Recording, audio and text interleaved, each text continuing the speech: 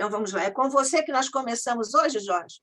É comigo, vamos lá. Então, Vamos lá, o homem de bem. então eu já cumprimentei a todos, né? Mas eu não convém sempre repetir. Boa tarde. Tá? Sejamos todos bem-vindos. E nós vamos conversar ainda sobre o nosso tema, que é educação para o desenvolvimento sustentável. E hoje a gente fazendo praticamente a terceira apresentação, eu e Cláudio, vamos tratar de maneira mais assim detalhada do homem de bem. E como o tema é educação, eu gostaria de que é um tema que me é muito caro, porque eu sempre gostei muito eu costumo brincar, dizer assim, eu nasci para ensinar, eu gosto de ensinar. E até nas minhas andanças, nas minhas práticas como médico, né? Eu costumo iniciar minhas consultas com meus pacientes que chegam por primeira vez, dando uma explicação didática para eles do que seja a doença, de como ela se forma, de por que se forma, como ela se agrava ou melhora, e como o tratamento que vai ser desenvolvido possa ajudá-lo a recuperar o seu equilíbrio, a sua saúde.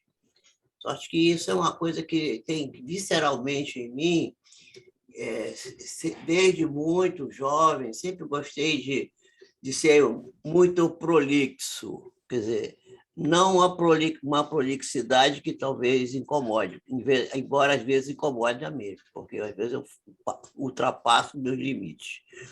Mas é a prolixidade necessária para apresentar o tema e mostrar como as coisas funcionam. Então, já que o tema é educação, eu não poderia deixar de iniciar hoje citando que, quando eu era muito jovem, quando comecei na mocidade espírita e comecei a tomar contato com nomes, que eu vou citar alguns aqui, muitos deles que também morejaram no ICEB, né?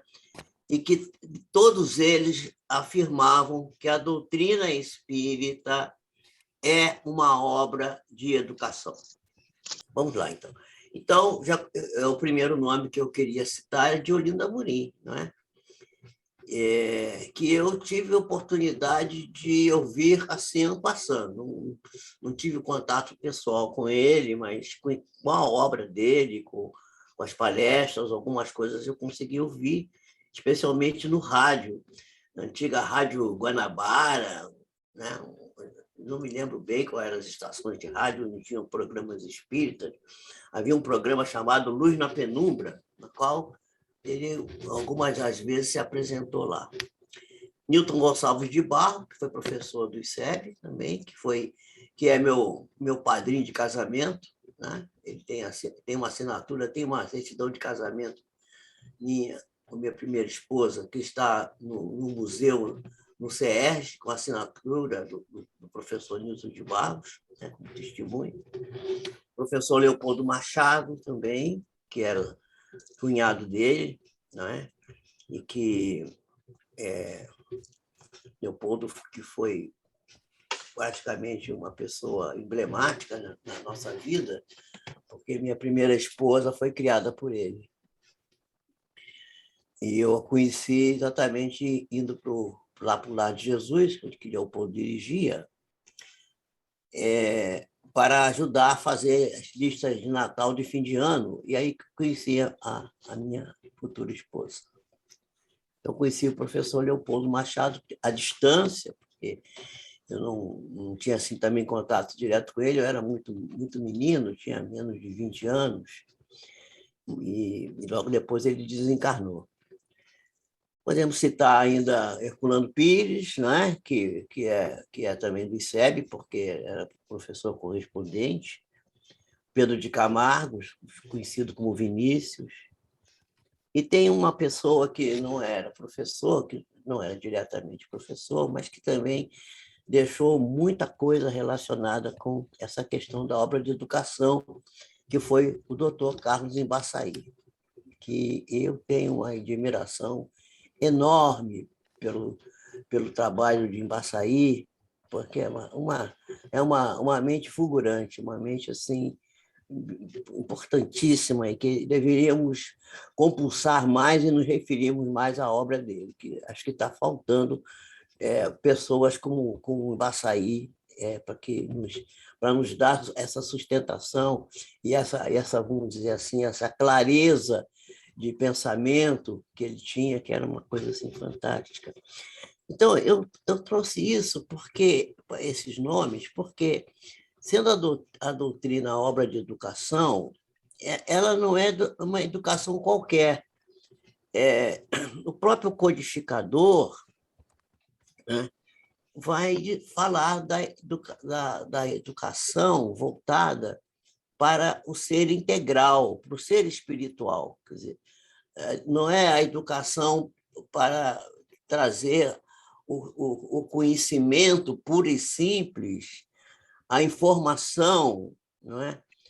Mas, sobretudo, para a formação, mas não só para a formação do ponto de vista cerebral, do ponto de vista da mente, como um elemento material, mas como da mente espiritual, quer dizer, a educação da alma, a educação do espírito.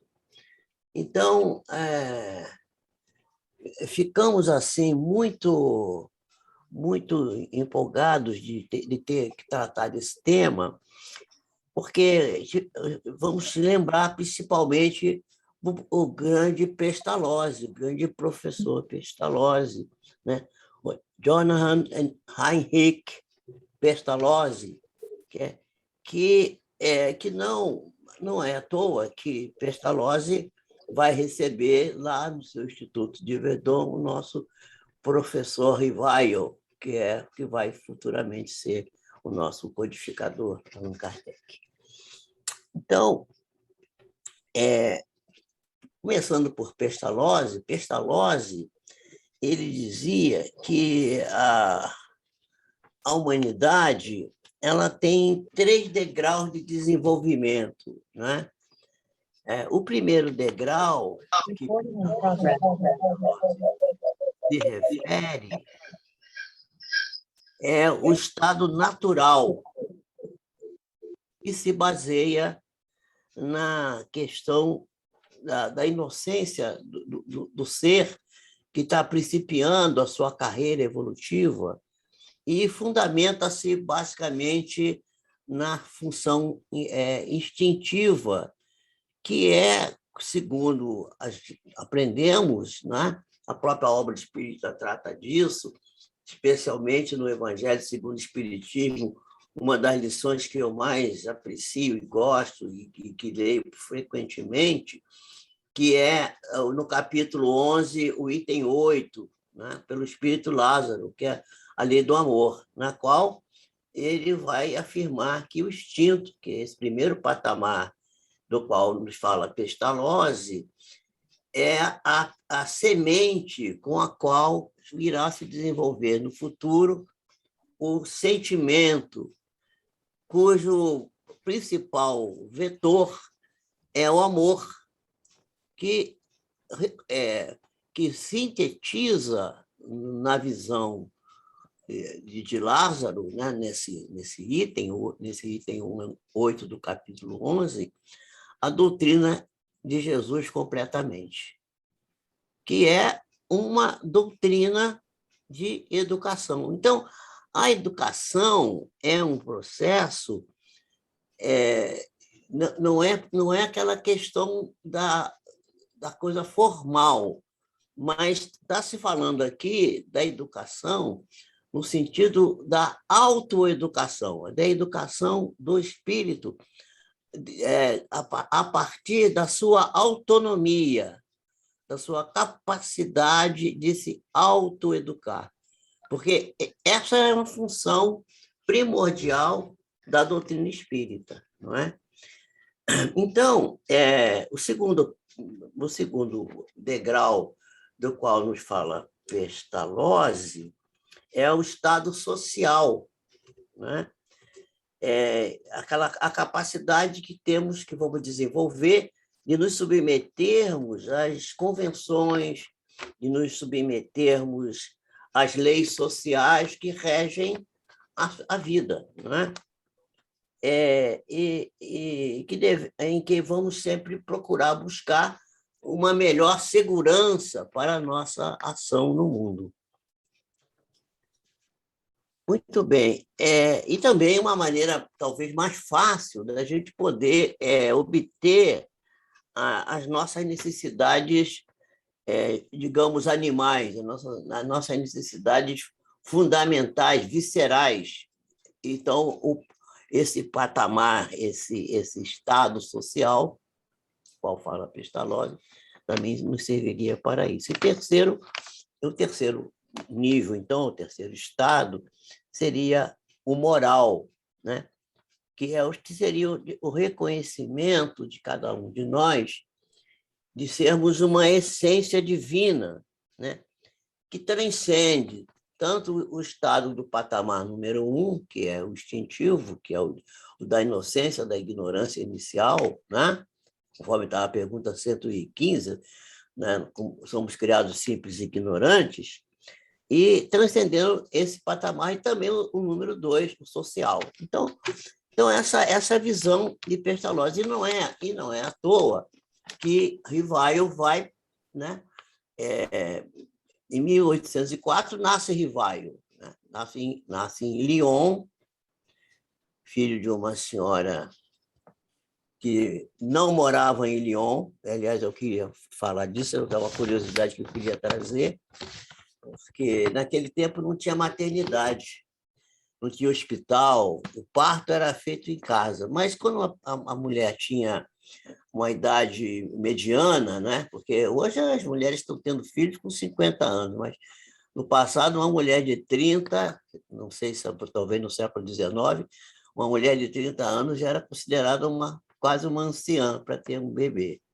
E ela já tinha teve duas tentativas, a gravidez 2 vezes, que não foi bem sucedida. Ela perdeu os bebês. Então, ela foi levada para Lyon, porque em Lyon tinha umas casas de tratamento com águas. Naquele tempo havia o hábito lá em Lyon de fazer tratamentos com as águas minerais, uma casa de águas, né, de banho, de se ingerir água mineral, esses hábitos, né, estações de água, como a gente ainda fala hoje em dia. Hoje em dia, aqui no Brasil mesmo, nós temos alguns locais, não é? Principalmente em São Paulo, né? Mesmo no Nordeste também tem, mas tem em Minas, principalmente em Minas Gerais, não é? Lugares que têm estações de água, por onde as pessoas que estão convalescentes ou adoecidas costumam procurar para se tratar. E ela foi para Lyon por causa disso, porque lá tinha um médico também. Os partos não eram assistidos por médicos.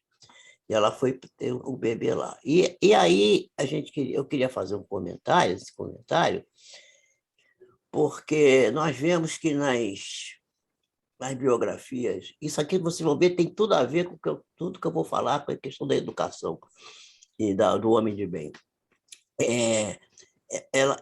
Nas biografias oficiais de Allan Kardec, nós temos observado que tem sido dito que ele nasceu em Lyon e morou em Lyon, e com 10 anos foi levado para Yverdon, né, 10, 11 anos por aí, para estudar com Pestalozzi. Fazendo uma revisão dessas afirmações que estão em várias biografias, estão inclusive em obras da codificação, vai se ver que isso não é verdade. Tanto não é verdade que o próprio codificador vai retificar essa informação, e que está na Revista Espírita. Eu não saberia dizer agora, mas até o final da nossa conversa de hoje, eu vou dizer onde é que está isso na Revista Espírita, em que ele diz que ele nunca morou em Lyon. Essa é uma coisa que quando eu descobri isso, eu me surpreendi. Porque o que eu tinha lido, todo mundo lê, está escrito na biografia que ele morava em Lyon. E aí, isso aí faz toda a diferença, porque o lugar que ele realmente morava, e tem um livro que foi feito uma pesquisa de fontes, de jornais da época, de informações da época, de que ele morava na região oeste, num estado que se chama Ain, né? E na cidade que é a capital de Ain, que se chama Bourg-en-Bresse, que é a capital do estado de Ain. E que tem tudo a ver com a formação educacional básica de uma criança, porque, segundo essas informações que nós vamos observar em Pestalozzi, por exemplo, e em outros autores, nós vamos ver que uma das coisas mais importantes que temos é o contato com a natureza, coisa que, em Lyon, naquele momento, era quase que impossível. Uma cidade industrial, fabril, né? Com uma grande poluição já naquela época, por causa do carvão, e que não tinha as possibilidades de uma vida, vamos dizer assim, campesina, como ele tinha na região lá de Bourg-en-Bresse, onde realmente morava. E essa afirmação que Allan Kardec dá, que nunca morou em Lyon, ele tem em vários locais, mas um desses que eu acho talvez o mais importante, que eu vou tentar depois dar a fonte aqui, é uma declaração que ele dá quando ele estava numa polêmica com o padre, que dizia que na casa dele tudo reluzia a ouro, que a própria carruagem dele era toda dourada, porque ele tinha ficado rico às custas do espiritismo. E que ele conhecera, o padre diz que conhecera Allan Kardec na sua infância e juventude, morando em Lyon. E ele disse assim, nunca morei em Lyon, está escrito lá com todas as letras. Então, o próprio Allan Kardec disse que nunca morou em Lyon, como é que o biógrafo vai dizer que ele morou em Lyon? Não é? Então, isso a gente precisa retificar isso. Então, essa é uma questão que precisamos pensar. E nós vamos ver que o processo educacional que o Rivail, né, o futuro Allan Kardec, traz quando chega lá de Verdun, está baseado em seis pilares, não é? Que é a observação. O primeiro deles é a observação da natureza e do entorno, que deve ser mostrado ao educando, à criança, que ele possa perceber as coisas que estão no seu entorno. O segundo é traduzir essas descobertas de forma a verificar nelas as regras nas quais elas estão assentadas, mas essa descoberta possa ser feita pelo próprio educando, ele próprio chegar à conclusão, quer dizer, seria quase como que aprender primeiro a fazer, para depois entender por que faz e por que acontece aquilo. Né? Quer dizer, é quase que uma inversão daquilo que a gente costuma fazer, que é ensinar primeiro a teoria, para depois colocar a pessoa no estágio para aprender a fazer. Eu sempre achei isso, intuitivamente, que isso não estava muito bom, que o melhor era aprender a fazer e não saber bem por que estava fazendo, mas depois ir gradativamente, até com o próprio esforço pessoal, descobrir-se por que aquilo está ocorrendo e por que está fazendo aquilo. Esse é um dos pilares do processo do Instituto Polimático de Allan Kardec. O terceiro diz que é ir a partir daquilo que conhece, descobrir aquilo que não conhece. O quarto, evitar o condicionamento mecânico, quer dizer, não procurar entender racionalmente aquilo que faz e por que faz, e não criar um condicionamento mecânico, como é que a gente vai ver na teoria de Skinner, por exemplo, né, minha mulher, quando foi para a faculdade de psicologia, ela ficou quase louca no primeiro ano, estudando um tal de um ratinho que tinha que, tinha que pegar a comida, e é aquela história. E depois ela já ajudou umas outras colegas dela, todo mundo fica atrapalhado com aquela história do ratinho, que é uma tentativa que a escola faz já de passar a teoria do Skinner, que é o condicionamento, né, operante, né, o condicionamento operacional. Então esse item é muito, muito interessante. E o quinto é dar oportunidade de usar os sentidos. E aqui eu queria chamar muita atenção para isso, porque usar os sentidos para perceber as coisas, permitir que quem está aprendendo palpe, visualize, distinga os odores, distinga os sabores, utilize-se dos sentidos para perceber aquilo com que está tomando contato.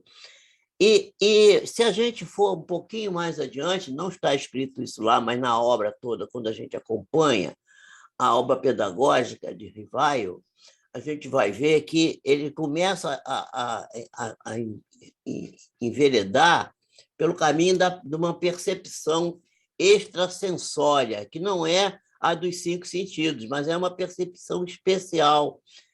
Aqui, Pestalozzi dá muita ênfase no contato com a natureza. Seria quase que uma percepção mediúnica. Eu acho que fica meio forçado dizer mediúnico, mas eu vou usar isso, porque aqui no nosso meio fica mais fácil da gente compreender. Seria uma percepção extrasensória, fora dos sentidos habituais, não é? Fora dos nossos sentidos habituais. E para concluir, então, sobre essa primeira questão aqui, eu queria lembrar o biólogo e professor de medicina, Bruce Lipton, né? Que vai dizer na sua obra, na Biologia da Crença, que quem controla a nossa vida não são os fatos que estão no interior da célula, mas sim aqueles que estão do lado de fora da célula, ou seja, na membrana celular, através das antenas, ou seja, dos receptores que captam as informações que são transmitidas para o interior. Ou seja, ele diz claramente, com todas as letras, que o que comanda a nossa vida é a percepção, né?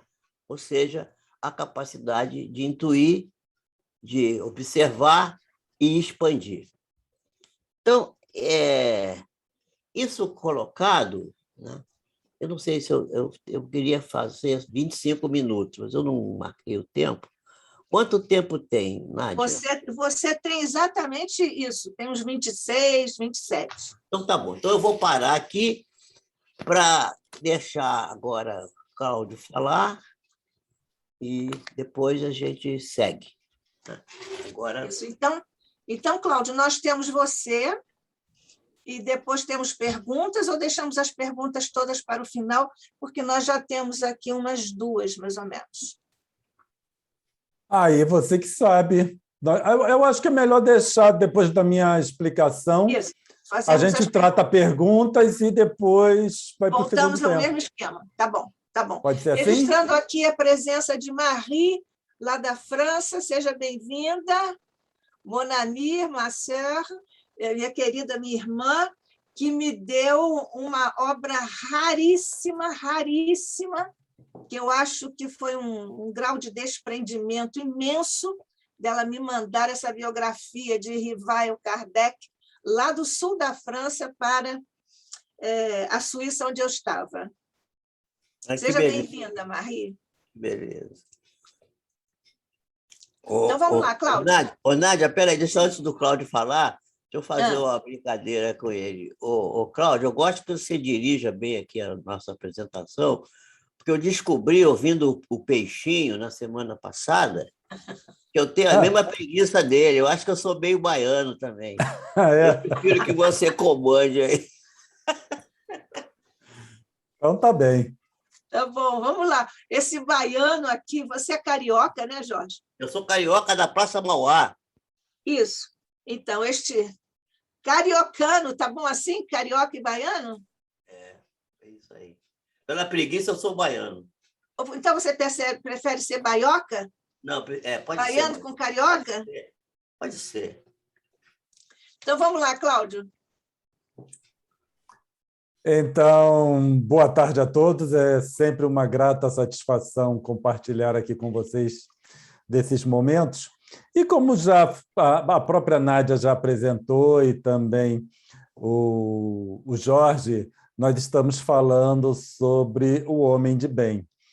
E nesse nosso estudo de hoje, assim como o anterior, que foi o desenvolvimento sustentável, nós vamos apresentar o nosso estudo visando levar o espiritismo para essas questões, o desenvolvimento sustentável e o homem de bem, do que trazer para o espiritismo essas questões. Porque quando nós trazemos para o espiritismo essas questões, isso é muito interessante nas casas espíritas, porém, quando nós pensamos que esses dois temas eles são importantes não apenas para nós espíritas, mas para todos, nós precisamos começar a abordar essas questões, né, levando o espiritismo para as questões, porque aí nós utilizamos os conceitos espíritas na prática, com uma finalidade que vai além das casas espíritas, dos estudos nas casas espíritas. Então, é com essa visão em mente que nós vamos conduzir esse estudo de hoje.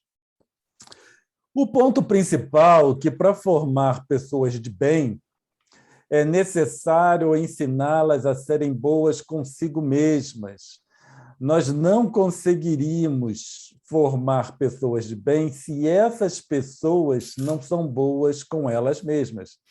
E o que nós observamos hoje em dia é que as pessoas não são boas consigo mesmas e nós esperamos que elas sejam boas com os outros.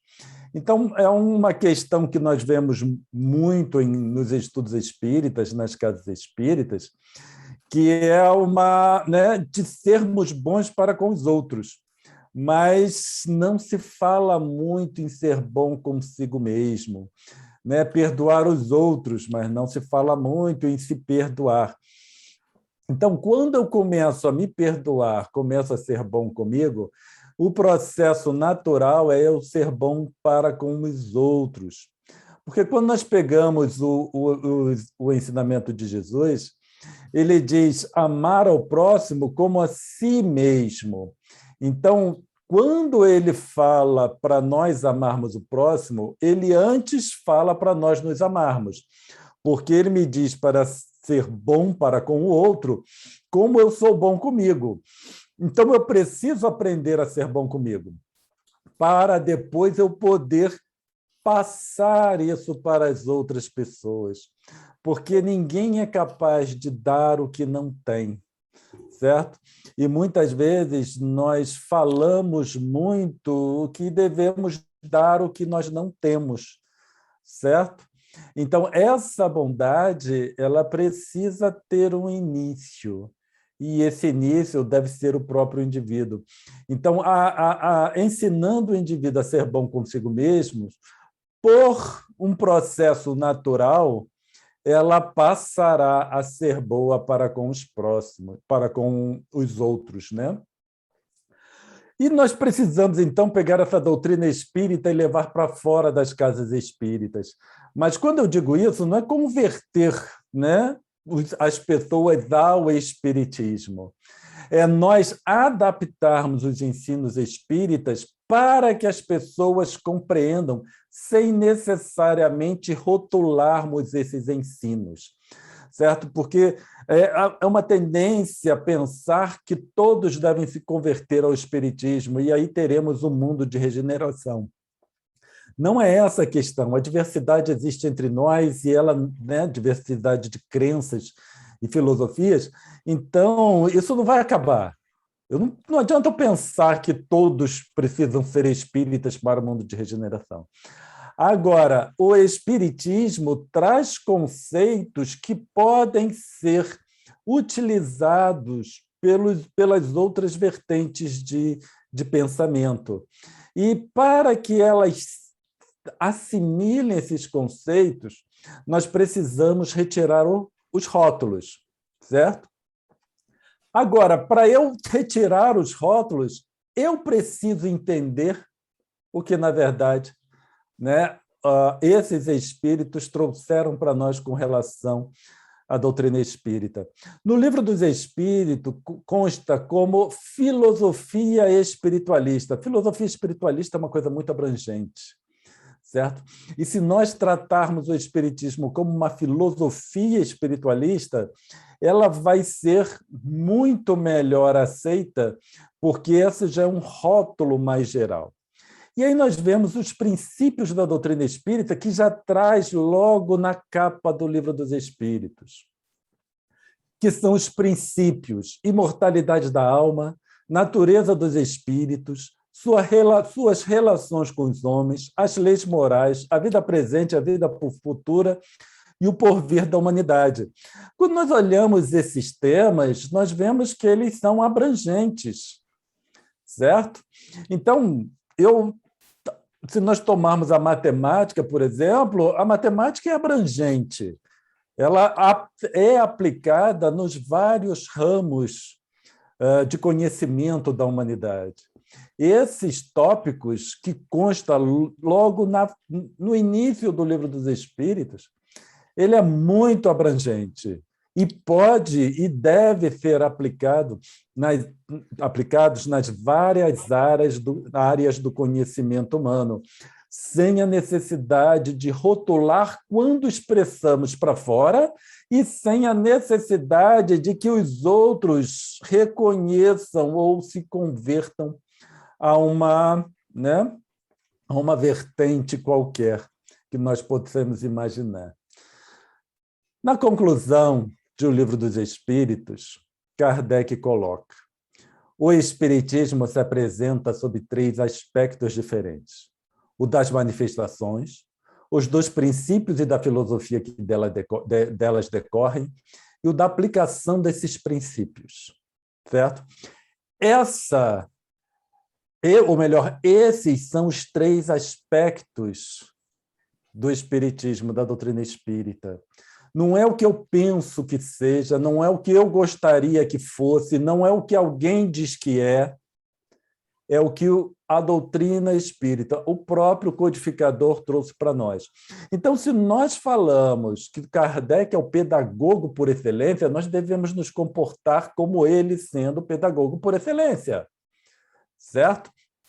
E não alterar as definições que ele trouxe para suprir necessidades pessoais, porque tem um significado muito profundo essas palavras de Kardec e foi um brasileiro, isso é importante nós ressaltarmos.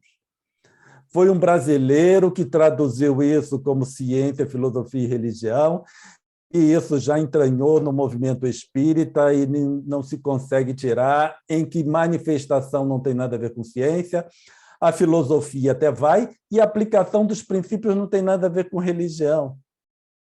Tá? Mas isso entranhou no movimento espírita. Eu peço perdão, certo? Por eu falar certas coisas e que pode causar estranheza, mas aí para aqueles que estranham as minhas palavras, eu peço só que aceitem, né? Então, a forma como eu penso. Tá? Mas, novamente, isso aqui é a forma como eu penso, não necessariamente é a forma que o ICEB pensa. Então, nós temos manifestação é experiência, certo? Então, quando se coloca que a manifestação esses fenômenos espirituais, como uma mesa girando, por exemplo, eu estou falando que manifestação é só de desencarnado, certo? Espíritos é só desencarnado, eu sou um espírito por Deus. Se eu sou um espírito, eu me manifesto. Então, a manifestação não são os fenômenos mediúnicos, os fenômenos de efeitos físicos. Eu estou aqui me manifestando enquanto espíritos no mundo material, e vocês, felizmente, também estão se manifestando nesse mundo material, mas principalmente se manifestando aqui no Zoom, né? E tendo a paciência de me ouvir. Mas nós somos espíritos e nós nos manifestamos. Isso aqui é tudo experiência. Eu experiencio essa encarnação, certo? Quando eu estiver desencarnado, eu vou experienciar a situação de desencarnado e eu me manifestarei tal como um desencarnado, enquanto aqui eu me manifesto como um encarnado. Princípios e a filosofia que delas decorrem é o reconhecimento daquele que experiencia. Quando eu vejo qual é a filosofia por trás, eu preciso reconhecer quem é que experiencia, quem é que se manifesta. E o princípio, o Kardec deixou claro logo na entrada do nosso, que nós mostramos agora há pouco, certo? Em que ele coloca, estou puxando aqui só para eu ler, né? Imortalidade da alma, natureza do espírito, esses são os princípios e a filosofia que delas decorrem. Eu sou um espírito, então eu preciso ver a minha natureza, não é a natureza do irmão desencarnado, certo? Dele também, mas principalmente a minha. Primeiro eu preciso me entender como um espírito, reconhecer minha natureza espiritual. Porque só assim eu posso reconhecer a natureza espiritual do próximo, dos outros, certo? Enquanto eu levo isso só lá para os desencarnados, são eles.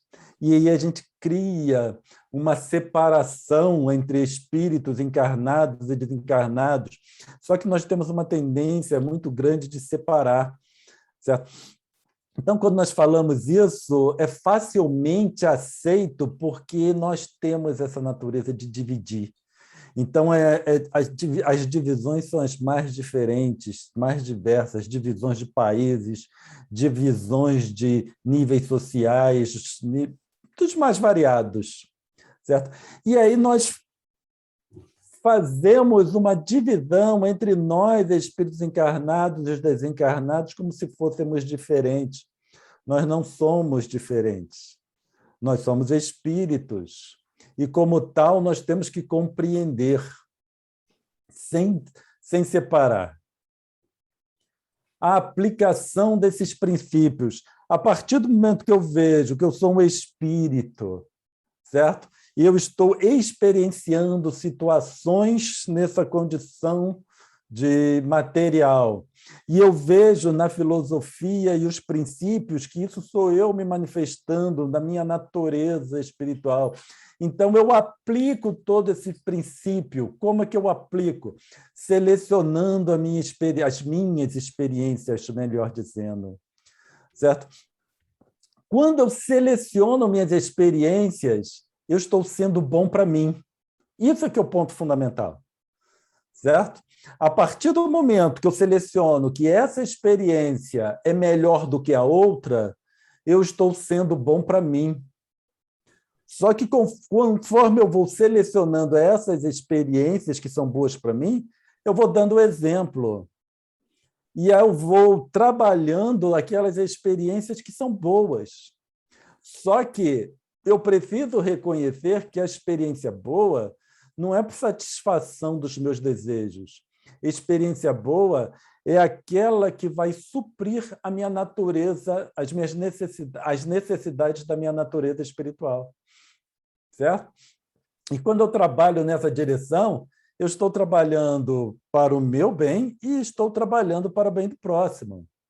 E aí, como é que eu seria o homem de bem? Só pegando a conclusão lá, né? A página inicial do Livro dos Espíritos e a conclusão, que também está no início do Livro dos Espíritos. Eu já demonstro, sem a necessidade de entrar em questões religiosas, porque isso é muito mal aceito, certo? Especialmente entre aqueles que têm outras religiões. Aí a minha religião não diz isso. E acabou. Então, a gente segrega. Né? Se vamos segregar, aí, sim. Então, qual a finalidade? Então, quando eu seleciono as minhas experiências, trabalho para as minhas experiências que vão suprir as necessidades da minha natureza espiritual, eu estou sendo bom para mim, estou sendo bom para os outros.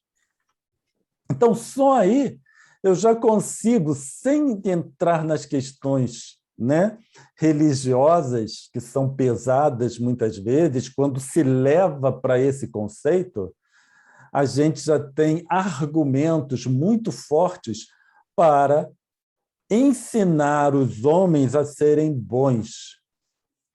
Porque essas colocações de Kardec, né, essa conclusão de Kardec que nós estamos apresentando, parece uma coisa assim, né, milagrosa ou muito específica do espiritismo, mas não é.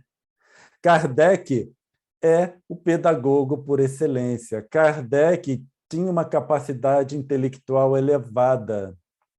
Quando ele diz isso, certo? Ele coloca de uma forma muito abrangente e muito prática. Por quê? Eu posso levar as mesmas palavras de Kardec para a questão da alimentação. Eu posso substituir e ela vai se aplicar perfeitamente. A alimentação se apresenta sob 3 aspectos diferentes: o ato de se alimentar, os princípios e da filosofia que delas decorrem e a aplicação destes princípios. Qual é o ato de alimentar? É a experiência. Quando eu me alimento, eu estou experienciando aquele momento, aquele alimento em si. Qual é o princípio e da filosofia que decorre? O reconhecimento das necessidades pessoais, porque eu preciso reconhecer as minhas necessidades enquanto corpo humano para me alimentar. Quando eu aplico esses princípios, aí eu seleciono meus alimentos, certo? Se isso aqui, da forma como está, fosse apresentada e assimilada para as pessoas, eu garanto que a grande quantidade, a maior parte das pessoas não estariam mais bebendo refrigerante, ingerindo alimento com alto teor de sal, só por baixo, aqueles salgadinhos empacotados, aquela coisa horrível, certo? Não estariam mais consumindo porque as pessoas estariam aplicando, aquelas que compreendessem, estariam aplicando os princípios da alimentação. Porque aquele refrigerante e várias outras coisas, aquilo não é uma alimentação, né? Aquilo é suprir necessidades pessoais, gostos, o que seja, mas demonstra o quanto a pessoa gosta de si mesma, certo? Pessoas que consomem refrigerante, especialmente alta quantidade, alimento inadequado, demonstra claramente que elas não gostam delas mesmas, porque causam dano para si mesmas. E a mesma coisa são determinadas atitudes, determinadas experiências, que satisfazem muitos dos sentidos físicos, mas não suprem a necessidade espiritual. Então, quando eu comparo, né, as palavras de Kardec falando sobre o espiritismo e eu coloco para a alimentação, eu vejo que eu posso pegar essas palavras e aplicar para um sem número de necessidades nossas, certo? Então, se eu trago para ciência, filosofia e religião, acabou. Ficaria só isso aí mesmo. Quando eu apresento o que significa, ou o que significam essas palavras de Kardec, aí eu vejo que eu posso aplicar nas mais diferentes áreas, né, da nossa sociedade. Isso vale para trabalho, isso vale para estudo, isso vale para lazer. Vocês podem só substituir, né? O alimentação e o ato de se alimentar pelo o lazer e o ato, né? A ação do entretenimento, da diversão, o ato do lazer. E aí vai levando o indivíduo a selecionar essas experiências, trazendo, então, um entendimento do que significa a sua estada na Terra, certo? O que significa a sua vida, sem haver a necessidade de entrar com questões de religião ou não, certo? Então, com as palavras, o Espiritismo se apresenta sob 3 aspectos diferentes, e aí vai. Kardec demonstra a natureza prática, útil e de aplicação direta dos ensinamentos espíritas. Então, quando nós vemos uma doutrina espírita, certo? Eu vou aqui abrir meu coração para vocês, eu lamento. Eu tenho profunda tristeza quando eu vejo essa doutrina espírita, ela é tão limitada, certo? Limitada pela forma como ela é apresentada, como ela é abordada. Me entristece profundamente, porque a gente leva isso para os limites das paredes das casas espíritas, onde se fica repetindo os mesmos jargões de sempre. E quando eu entro, né, na conceituação do que esses espíritos trouxeram para nós podemos usar esses ensinos de forma muito ampla, certo? Porque esses ensinos têm a natureza prática, útil e de aplicação direta dos ensinos espíritas. Agora, é preciso sair das limitações, né, que foram assumidas pelo movimento espírita, né, que o movimento espírita assimilou tão facilmente, de que é ciência, filosofia e religião. Porque eu vou falar para vocês com toda a sinceridade, abrindo meu coração aqui para vocês. Ciência, filosofia e religião não faz o menor sentido isso. Certo? Manifestação não é ciência, me perdoem. A filosofia é filosofia. E as aplicações desses ensinos não têm nada a ver com religião. A aplicação dos princípios não tem nada a ver com religião. E Kardec traz um discurso completo mostrando os motivos pelos quais o espiritismo não é religião. Kardec teve uma dificuldade muito grande na época, quando a gente vai olhar as situações envolvidas, porque as pessoas queriam direcionar aquilo para uma religião. E Kardec, ele fez muita coisa nesse sentido de alertar as pessoas que não pode se tratar o espiritismo como religião, porque não é. Não, vou repetir aqui, novamente eu peço perdão para vocês. Ciência, filosofia e religião não faz menor sentido, certo? Porque manifestação não é ciência. Quem fala que manifestação é ciência não sabe o que é ciência. A filosofia, tudo bem, é filosofia, e a aplicação dos princípios não é religião. Porque se nós falássemos que a aplicação dos princípios filosóficos fossem religião, seja religião, como é que nós vamos abordar todos os filósofos que trouxeram tanta informação para nós? Certo? A filosofia é muito ampla.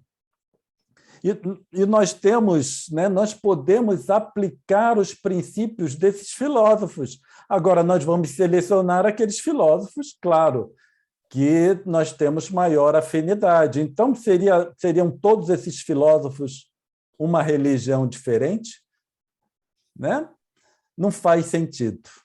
Vocês me perdoem as minhas palavras, certo? Eu sei que, de vez em quando, eu falo assim muito abertamente, ao invés de ser mais suave. Mas essa é a minha natureza, eu peço perdão para vocês. Eu paro por aqui, já estamos a 25 minutos, e aí Mas se você quiser arrematar mais alguma ideia... Não, quando retornarmos, aí nós começamos com outra, né? O mesmo conceito, mas com outro viés.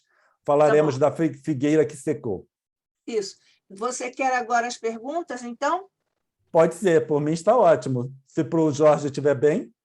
Jorge, está ok para você? Está tudo bem. Então, tá bom. Nós começamos aqui com os cumprimentos do Paulo de Filipe. Depois, a Carmen Baldo disse que ela assistiu muitas vezes o professor Newton de Barros em palestras no Grupo Espírita André Luiz, aqui no Rio de Janeiro, e foi apresentado a ela, o Newton de Barros, por Leila Leonardo, nossa querida irmã também, porque ela foi do Sheilinha e do centro que ambos frequentavam antes do GEAL, que é lá em Nova Iguaçu. Nova Iguaçu. Conheço Exatamente. lá. Estive lá, eu também. Eu morei lá, né? Morou, né? Eu sou genro de Leopoldo Machado, minha filha. Sim, senhor. Tá bom, meus cumprimentos. Ó, tapete vermelho para você, viu? Eu casei com a Dida Conceição Pio, que era filha de Leopoldo. Tá certo. Parabéns mesmo. Então, seria este primeiro... A Carmen, então, faz uma pergunta, o Cláudio. Não, é para você, o Jorge. Seria este primeiro aprender a fazer semelhante à antipedagogia de Summerhill e do Bauhaus de Weimar?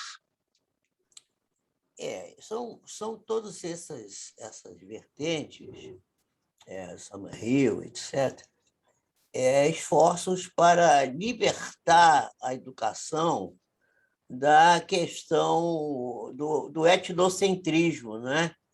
Quer dizer, dos preconceitos que a filosofia, a ciência da filosofia trata e que fazer com que a própria criatura descubra ela própria as suas capacidades, os seus desejos e as suas qualidades, as suas virtudes, e também os seus defeitos, e possa trabalhar isso de uma maneira bem abrangente.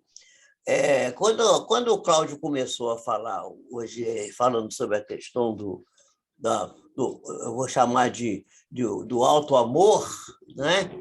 E isso é uma verdade, porque se a pessoa não se descobre a si própria e não experiencia as suas próprias dificuldades, as suas próprias qualidades, e eu vivi muito isso na minha vida pessoal, porque eu não quero fazer aqui autobiografia nem nada, mas eu me lembro que eu só comecei a estudar, vamos dizer assim, de forma formal, com quase 20 anos.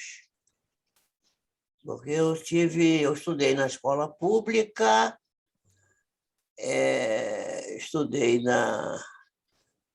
até a quinta série, que a gente chamava naquele tempo, era o curso primário, e depois não pude estudar mais. Mas continuei lendo, estudando, experienciando, aprendendo coisas, estudei, fiz cursos, naquele tempo tinha cursos por correspondência de radiotécnico, cheguei a montar rádios super heterodinos para poder sobreviver, vendia aqueles radinhos enfim, comecei com radinhos de galena, essa é uma história meio...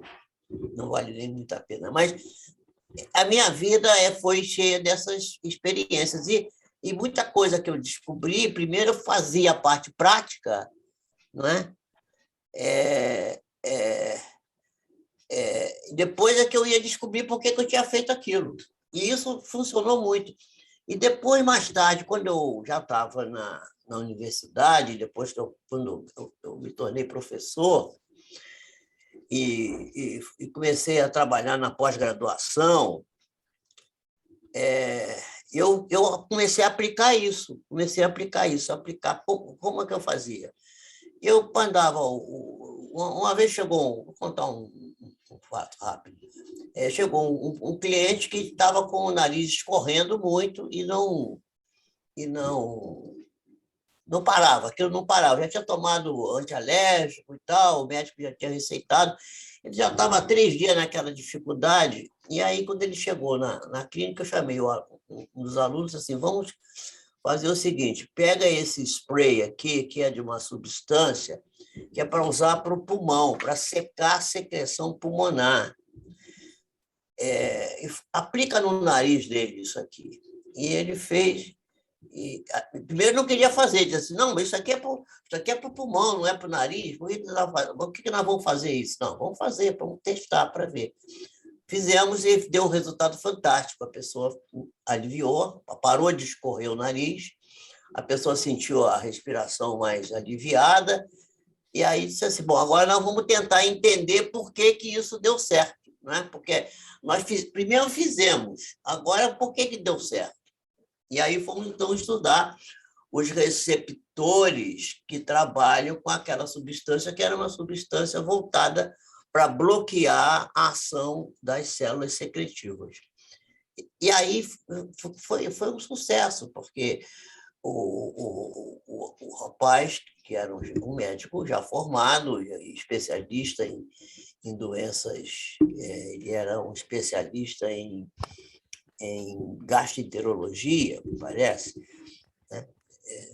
Digestório, e ele falou assim: mas que coisa fantástica, isso aqui é o mesmo princípio que a gente usa para evitar a secreção gástrica, quando a gente quer fazer um exame do estômago e tal. Eu falei: pois é, o meu princípio, porque o receptor é o mesmo, mas primeiro fez a prática, para depois entender não sei se é essa a sua colocação, Carmen, se não for, mas isso é verdade. Carmen, você quer falar alguma coisa? Eu escrevi no fim agora. Ela disse aí que talvez não mas seja... Então, peraí, eu tenho que ver aqui no final. Só que eu errei, escrevi Vimar. Não é à toa que... Não, esse aí é da Dadaia, depois. Cláudio, depois Pio. a Mil Conte. Eu botei Pio, talvez Weimar não seja um bom exemplo, apesar de eu ter vivido o método na arquitetura da Universidade de Brasília. Gropius foi extremamente machista e agiu nesse sentido. Já no Instituto de Artes da Arquitetura em Brasília, a integração dos sexos era perfeita, mesmo que não funcionasse muito fora da escola. Isso você vê que isso daí, essa atitude de fazer as classes mistas, foi também uma coisa fantástica que foi gerada por Pestalozzi se utilizou disso, e nós vamos ver isso na pedagogia de Eurípides Barçanufo, que parece que, sem conhecer Pestalozzi, né, parece que ele não tinha conhecimento exatamente, mas intuitivamente Barçanufo fazia também essa integração, classes mistas, contato com a natureza dos alunos, aulas de várias disciplinas que aparentemente não se relacionavam, mas que tinham uma visão holística, digamos assim, ampla, e que fazia com que o educando pudesse abrir a sua mente para reconhecer a si próprio dentro da própria natureza. Quer dizer, porque a questão toda, a gente vai ver depois aqui mais adiante, está em nós nos situarmos dentro do contexto no qual nós vivemos. Quer dizer, nós temos que nos pensarmos como seres que fazem parte do todo. Nós não somos nem vítima da natureza, nem somos o dono da natureza que devemos explorar até ela confessar todos os seus segredos. Mas nós somos apenas uma parte dessa natureza e nós precisamos compreender, entender como eu estava falando antes que o Cláudio começou com a questão do alto amor, como é que uma pessoa pode amar o outro e desenvolver uma boa prática pedagógica voltada para que a pessoa se sinta feliz dentro daquilo que aprende, se ele não gosta nem dele próprio? É complicado. Então, o primeiro passo é o auto-amor. O primeiro passo é esse. Não sei se isso atende o que você queria ouvir a minha opinião a respeito. Eu não resisto e vou me permitir aqui fazer umas pequenas observações. A primeira questão que vocês acabaram de citar sobre a questão de gênero tão decantada hoje em dia, o Rivail, naquele documento que ele apresentou com instruções para o ensino, para o Ministério da Educação na França, para o ensino oficial na França, ele fala sobre meninos e meninas juntos, por influência, claro, do Pestalozzi. Sim. Agora, hein? Sim, verdade, isso mesmo. Tá. Depois, a questão dos preconceitos, que o Pestalozzi também rompeu com isso, ainda que de uma forma tão corajosa, mas contrária a muitas situações da época, quando ele trouxe e foi fundando escolas como aquele experimento maravilhoso sobre os órfãos de Gans, né? em função da guerra e tudo na França. E ele fez um extraordinário trabalho de educação e de ensino lá com essas crianças, as crianças paupérrimas, as chamadas órfãs da guerra. Depois, você disse que o Barçanufo não conheceu o Pestalozzi. Nesta encarnação, mas na outra, quando os dois estavam encarnados... sim, com certeza. Mas aí não vale. Não, mas eles tinham os arquivos, né? Os arquivos, porque, sim, inclusive, certeza. O Barçanufo, na época, era considerado uma das glórias da ciência da Suíça, uma das glórias da Suíça, e ele era um pastor. Isso aí está escrito no primeiro furo de reportagem do livro sobre os 10 anos da Revista Espírita, que nós vamos lançar no dia 11 de dezembro, no encontro de comemoração dos 10 anos da Revista Cultura Espírita. Muito bom. Depois tem a questão do empirismo de John Locke. O empirismo foi falado sobre as teorias do conhecimento, a gnosiologia ou epistemologia, pelo Peixinho, na semana passada aqui conosco. Uma coisa é você ter um conhecimento empírico, quer dizer, você primeiro testa, como fez o Pio com esse ingrediente, esse remédio que era para pulmão, e ele testou de outra maneira. Mas o Pestalozzi, ele é conhecido por uma postura de educação e ensino que era cabeça, coração e mãos. Isso. Dessas mãos, ele, digamos, incentivou ou estruturou ou ofereceu subsídios para o Learn by Doing, que é uma postura sistematizada por John Dewey nos Estados Unidos, que é aprender fazendo. Então, é isso. Tem umas outras coisas, mas eu não vou tomar o tempo daqui dos nossos convidados, não é porque me deu muita coceira para falar isso. Desculpem. Só porque você é presidente, Nádia, sabe como é que se palestras também, Nádia.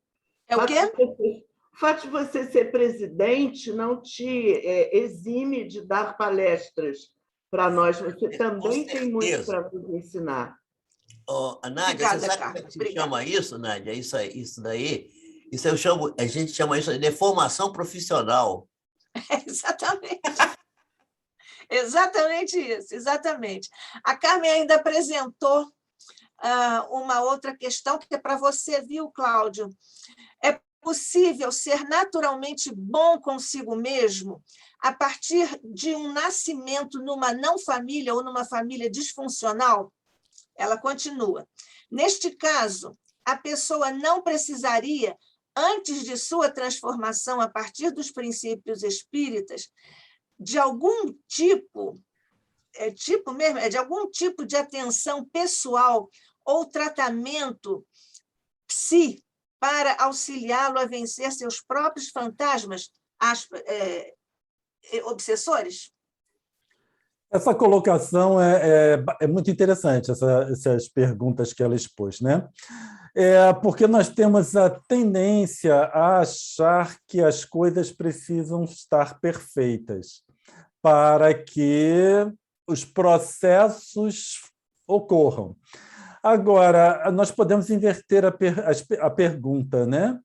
Quantas pessoas, quantos adolescentes, crianças, adolescentes, que nasceram e vivem em uma família bem organizada, bem estruturada, em que não falta nada, mas vivem em grande perturbação, vivem com comportamentos muito nocivos e causando dano a si próprio e muitos, inclusive, chegando ao suicídio.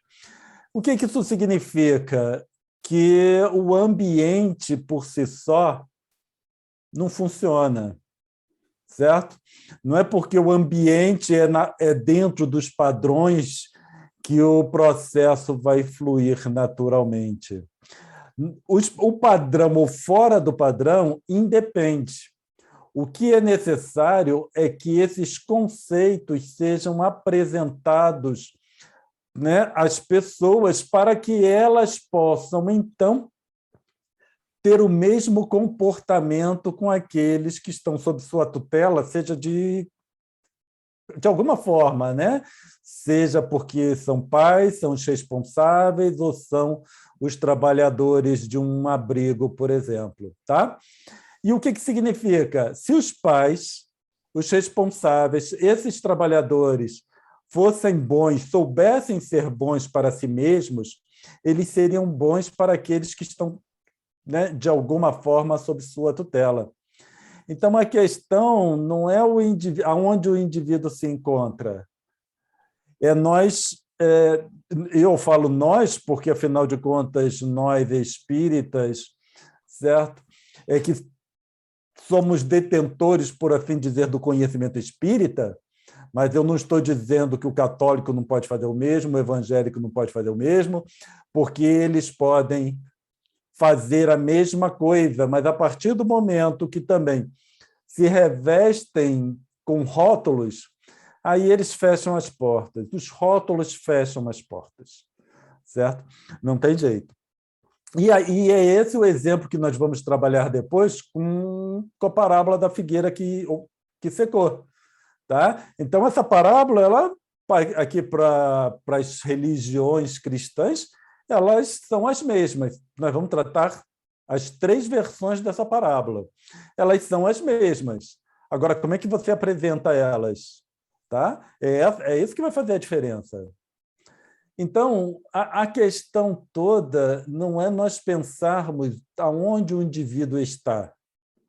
É o que nós precisamos fazer com o indivíduo. Então, o indivíduo no sentido dos jovens, né, das crianças, daqueles que estão sendo tutelados. Da mesma forma, nós, enquanto espíritas, né, infelizmente, eu vejo, pelo menos no meu Facebook, eu vejo instituições espíritas, né, colocando fotos daqueles que vão lá buscar auxílio, seja alimento, seja o que for. Então, tem lá a foto dos assistidos. Eu odeio essa palavra, vocês me perdoem, certo? Porque quando eu me vejo diante desses mentores, eu me vejo como um assistido, um grande necessitado. E aí rotula-se essas pessoas como assistidos. É muito danoso isso. A forma como eu estou falando nós espíritas, nós tratamos as pessoas que precisam de alguma coisa, certo? E aí são aquelas fotos dos assistidos dando alimento para aqueles. Algumas casas essas pessoas só podem receber o alimento se elas assistirem uma palestra espírita. Qual é o meu respeito, eu, espírita, pergunto para vocês, qual é meu respeito para com aquela pessoa em que eu forço ela a assistir uma palestra espírita para receber a cesta básica? Eu pergunto, isso é caridade? Eu estou sendo bom quando eu faço isso? Isso que nós precisamos pensar. Eu posso, e vai mais além, eu posso fazer isso em decorrente de uma pessoa que está com fome, e aí eu falo, tá bom, eu te dou a comida, mas você tem que assistir uma palestra espírita para se converter ao espiritismo, ou seja lá o que for. Por que nós não podemos pegar essas pessoas e apresentar para elas, por exemplo, uma nutricionista falando, um médico falando, uma enfermeira falando, os cuidados de higiene? Por que a gente pode fazer isso? Certo? Tem que ser espírita? Não. Você ensina elas a cuidar, por exemplo, dos seus filhos. Aí você contempla essas crianças nessas condições que você está falando. Tá? Fazer trabalhos com pessoas que cuidam de crianças em orfanatos, por exemplo, sem precisar falar de Jesus, sem precisar falar de espiritismo, sem precisar ficar falando em dogmas, só mostrando, os conceitos básicos de que a pessoa, sendo boa para ela mesma, vai ser boa para os outros e todos viverão em harmonia. Se eu quero trabalhar para um mundo de regeneração, primeiro eu preciso parar de tirar foto daqueles que estão em necessidade, buscando ajuda na minha casa espírita. Segundo, eu preciso parar de forçar as pessoas em necessidade para ouvirem palestras espíritas, eu impondo as minhas crenças sobre alguém. Tá? Isso eu preciso parar. Uma vez eu estava fazendo uma palestra para o pessoal de enfermagem na UERJ, e eu estava colocando para eles que, por exemplo, eu vejo espíritas buscando médicos espíritas. Mas não é porque o médico espírita é melhor, por causa da nossa necessidade em termos espirituais. Agora, eu posso escolher o médico que eu vou. Se eu não gostar desse médico, eu vou no outro. Tá? Posso. Agora, eu falo para quem? Para aqueles que vão atender pessoas que não têm escolha. Eles vão numa clínica de atendimento, num SUS, eles não têm escolha. Aquele médico que está lá é aquele médico que vai atendê-lo. Agora, por que aquele médico que está lá não pode ter cuidado espiritual com os seus pacientes? E aí eu não precisaria ficar procurando médico espírita. Eu sei que católicos buscam médicos católicos, evangélicos buscam médicos evangélicos. Então, a partir do momento que nós formos bons para as outras pessoas, eu não preciso mais buscar esses rótulos. Espero ter esclarecido sua pergunta. Então, está bem. Uma pessoa... Não, acho que foi essa que eu falei, que eu já apresentei. As pessoas que são estudiosas, mesmo com referência, não conseguem representar o comportamento. Ainda para você, Conte. Não, Nádia, você leu o anterior, que foi da Carmen com uma questão. Então, os obsessores, essa exatamente. É outra questão também da Carmen. Exatamente. Uma pessoa que não se percebe,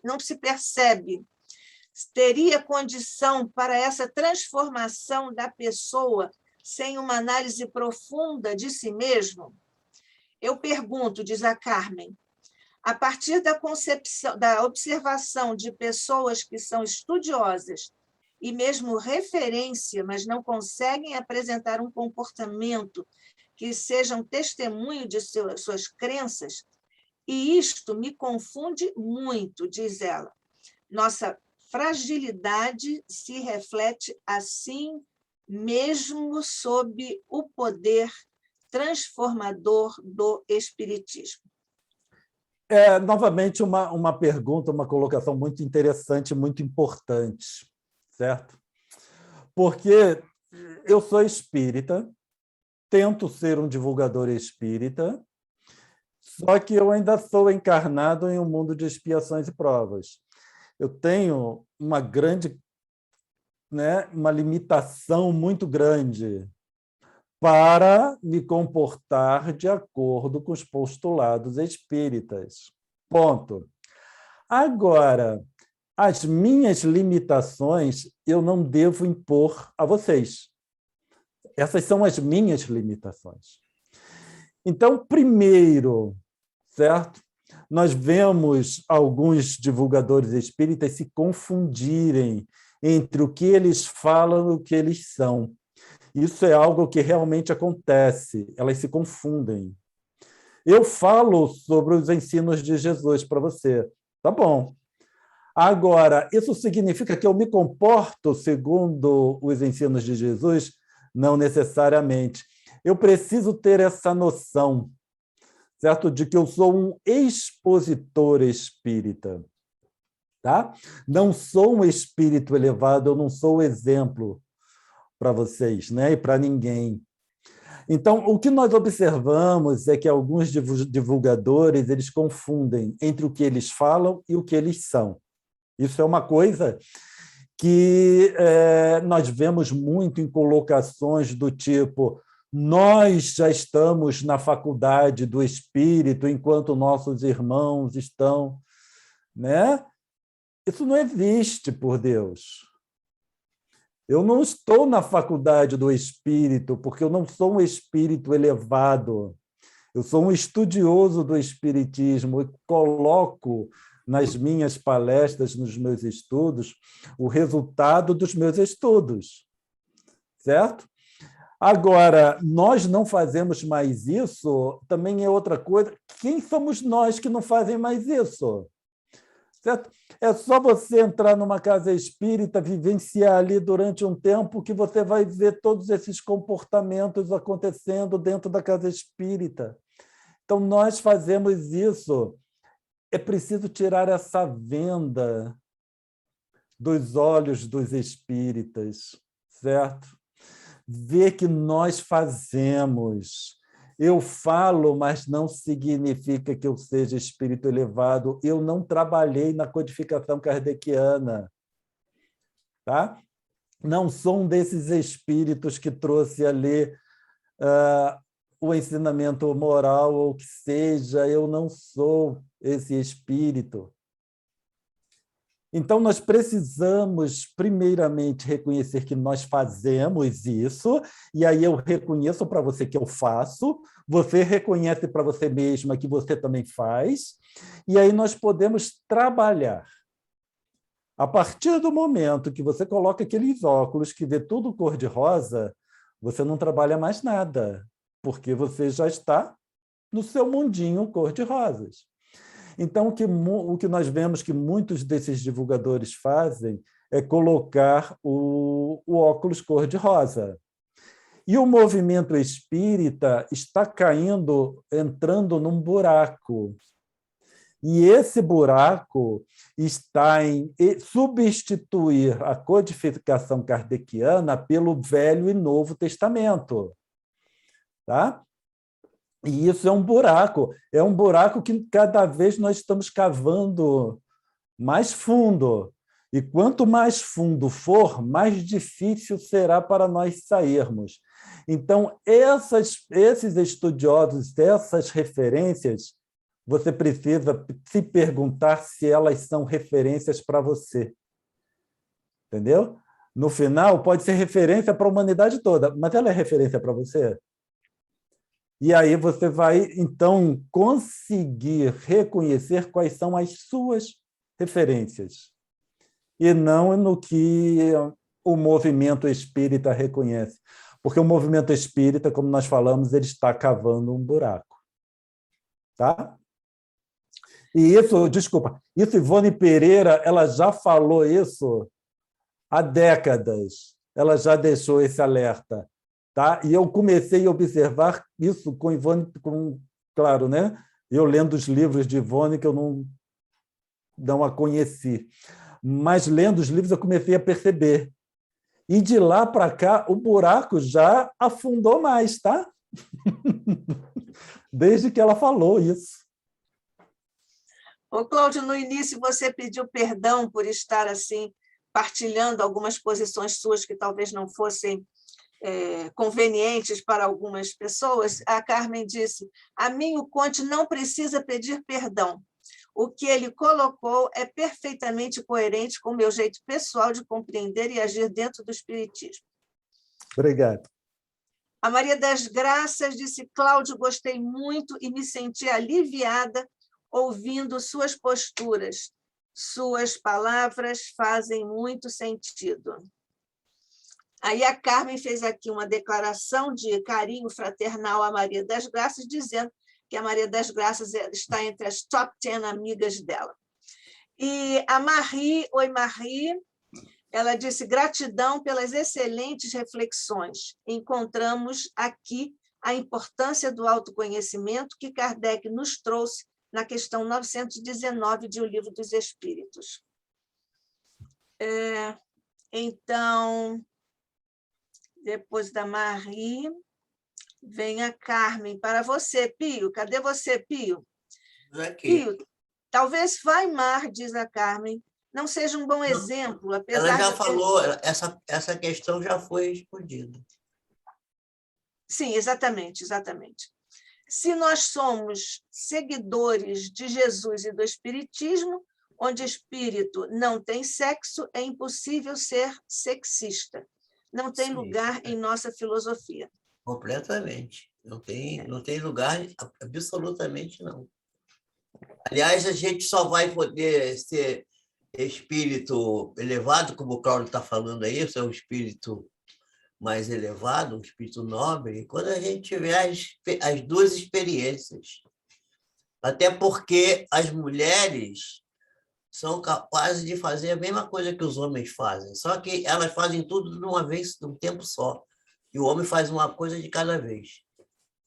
Então, a gente tem que aprender com as mulheres a ter a possibilidade de fazer tudo que elas fazem de uma vez só, de um tempo só, E a mulher tem essa capacidade fantástica, que nós, homens, não temos.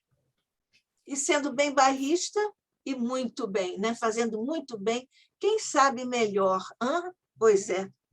Pois é, porque você... Só para implicar com vocês, só para implicar. Olha, só o que acontece...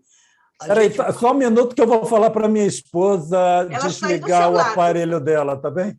Ela não assistir mais. Na minha obra, olha aqui, nas obras espíritas que nós temos lido, Sessões de Desobsessão, agora mesmo o livro mais recente do Divaldo Franco, que não é o mais recente, mas eu estou ouvindo tudo, hein? Eu sei.